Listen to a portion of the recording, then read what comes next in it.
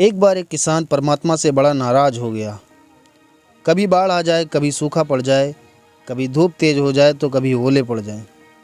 हर बार कुछ न कुछ कारण से उसकी फसल थोड़ी खराब हो जाती थी।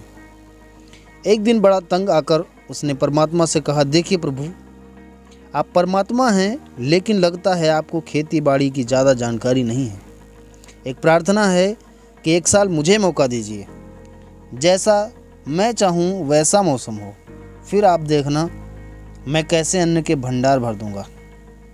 परमात्मा मुस्कुराए और कहा, ठीक है, जैसा तुम चाहोगे वैसा ही मौसम दूंगा, मैं दखल नहीं करूंगा।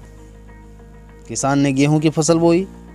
जब धूप चाही तब धूप मिली, जब पानी चाहा तब पानी मिला। तेज धूप, ओले, बाढ़, आंधी तो उसने आने ही नहीं दी। समय के साथ फसल बढ़ी और किसान की खुशी भी, क्योंकि ऐसी फसल तो आज तक नहीं हुई।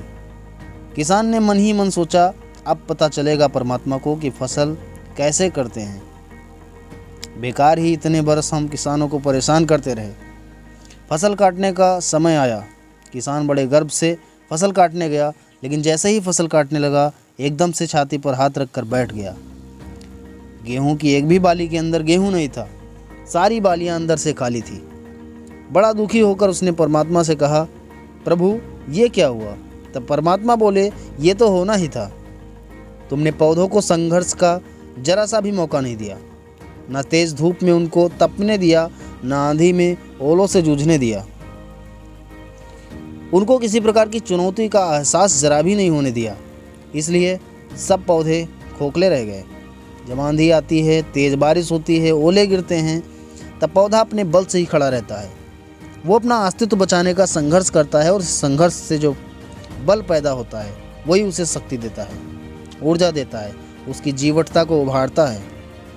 सोने को भी कुंदन बनने के लिए आग में तपने, हथौड़ी से पीटने, गलने जैसी चुनौतियों से गुजरना पड़ता है, तभी उसकी स्वर्णिम आभा उभरती है, उसे अनमोल बनाती है। उसी तरह ज़िंदगी में भी अगर संघर्ष न हो, चुनौती न हो, तो आदमी खोखला ही रह जाता है, उसके अंदर गुण नहीं आ पाता। ये चुनौतियाँ ही हैं जो आदमी रूपी तलवार को धार देती हैं, उसे सशक्त और प्रखर बनाती हैं। अगर प्रतिभाशाली बनना है तो चुनौतियों को स्वीकार करना ही पड़ेगा, अन्यथा हम खोखले ही रह जाएंगे। अगर ज़िंदगी में प्रखर बनना है, प्रतिभाशाली बनना है, तो संघर्ष और चुनौतियों का सामना करना ही पड़ेगा। दोस्तों, अगर ये छोटी सी कहानी आपको पसंद आई है तो लाइक शेयर करें, और अगर आप मेरे चैनल पर नए हैं तो चैनल को सब्सक्राइब करना ना भूलें।